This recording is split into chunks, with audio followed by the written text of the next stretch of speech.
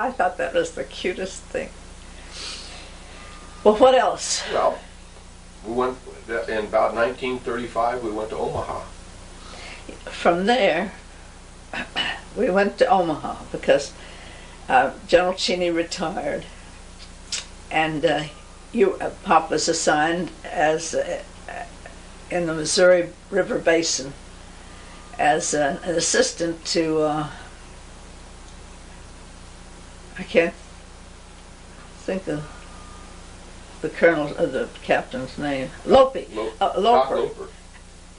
Doc Loper. And so we went there and had a very nice house right on Florence Boulevard. And we took Duke with us.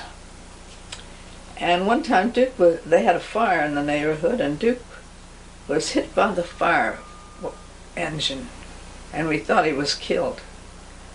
And he couldn't walk, so Pop took him down to the vets, and they said, well, he's too fine to put asleep. Let's just keep him for a little while. So we brought him home, and we had to put him in the basement at night and then carry him upstairs and put him on the ground in the daytime. And pretty soon, he did get over it. It's all over. No. There's no picture. Well, but I was hearing a little beep, and I didn't know where it was from. Do you have construction outside? I guess. It's okay. I thought it was maybe coming from... And Catherine had a little newspaper. She would print this newspaper. Saturday Post. Yes. And she would mail her copy to Johnny McElway in Washington. And Johnny would contribute to her newspaper, and he would write something. And Uncle Ben would contribute to her paper. And she had a little girlfriend that was a companion, and she helped put out the newspaper. What was her name? Do you remember? I can't remember it, but Catherine could tell me. I can't remember her name. And one time, I don't know what they printed. It was a joke, a very innocuous joke. But the mother of this girl took offense, and she said that her daughter couldn't be part of that combination any longer. And I thought it was the most utterly stupid thing that any woman could ever do, because it was such a cute thing that they did. But she was just Midwestern. Could you turn this off for a minute? Yeah. But I'm not centered. No, we're going to get you centered. How's that? That's all right. That's great.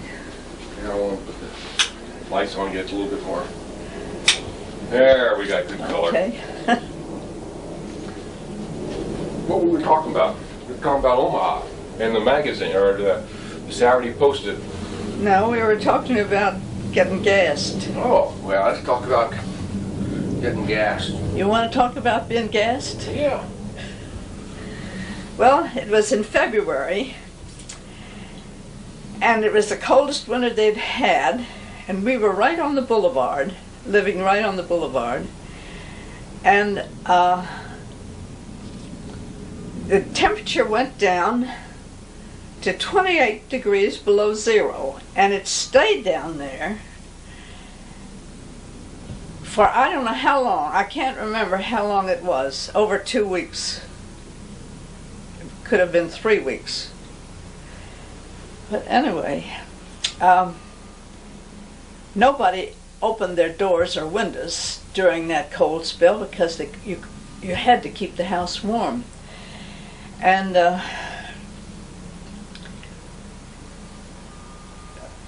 we were going to have some people in Saturday night to play cards. And in the middle of the week, Eddie got sick. And I think it was probably Wednesday. or maybe Thursday. And his bedroom was on the second floor. Louis and I had the first floor bedroom. Louis, you had the glassed-in porch that was insulated, and you slept out on that porch. And Catherine had the other bedroom up where Eddie was, opposite Eddie's. And Eddie got quite sick. And I didn't send him to school. And I was getting headaches. I didn't know what in the world was the matter with me. And I would go up to the little grocery store near us, and when I'd be outdoors, I'd seem to be all right. And but my heart was pounding so. It seemed to be awfully fast. And I got sick, and Eddie was sick, and Catherine was getting sick, and your father had to would try to take care of us, and then he would go to work and he'd be all right. And I can't remember the name of our maid. We But- had one named Helen. Huh? We had one named Helen. No, it wasn't Helen. It was something else. I can't even think of her name, but anyway.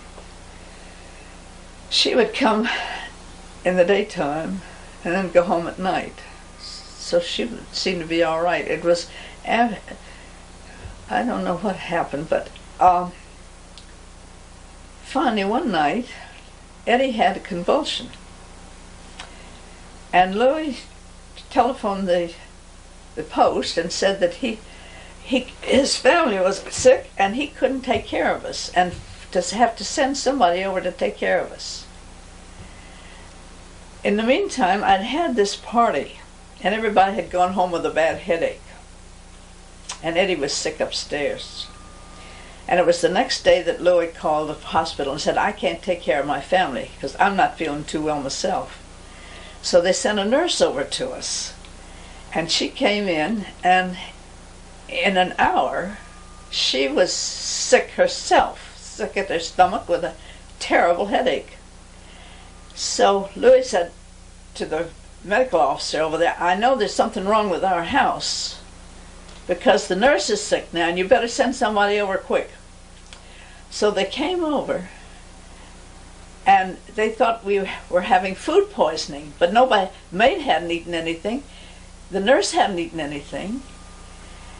And so then it dawned on them, maybe, Louis said, I think that we have gas in the house. And it's at that minute they sent the ambulances over to us, and it took 2 ambulances to take the 3 children and Louis and me to the hospital because we were laid low. And then they found out that the frost had gone so deep out in the boulevard that had cracked the gas main. The ground was so hard the gas couldn't escape, so it followed the gas line into our house, into the basement. And there was a laundry chute in the basement that went up to Eddie's room. And Eddie was the one that first got sick, and he was the sickest of all of them. And they said they gave us, I don't know, just a few more hours to live before we would have been all gone. But in the hospital, you and your brother Eddie had beds together, and you had a wonderful time. Do you remember? You don't remember being in the hospital with Eddie? I remember the ambulance. Huh? I remember going there in the ambulance. And don't you remember bouncing all around in the hospital? Yeah, I think so. Well, you were really having a great time in there. But they kept us for quite a while, and they took a lot of tests, and they found that I think it was our white blood count had gone very low. Isn't that the one that would be affected by monoxide poisoning? But they, I don't think we weren't paid anything except they paid for the hospital bill. I think they They didn't pay us anything. brought mice in. Huh? Oh, yes. Canaries. Then they were so worried for fear they'd have another break that they gave us some white mice in a little bird cage. Or it looked like a little bird cage. It was a little mouse cage, really. And they hung it in the basement. And I had to keep watch of those mice. And if the mice got sick, then we knew we were having more gas. But you would play with those mice. You could take the cage up to your room and play with the mice. So then from Omaha. Oh, remember the rabbit? Oh, yes. One Easter, they had an Easter egg hunt at Fort Omaha. And they advertised before the Easter egg hunt that there was going to be a golden egg somewhere, and whoever got the golden egg was going to get a white rabbit. And you came home and you said you were going to find the rabbit. And I said, Happy, there are going to be 100 children over there. You haven't got a chance. No, I'm going to find the rabbit. I'm going to find the egg. I'm going to get the egg. I'm going to get it. And I didn't want you to be disappointed.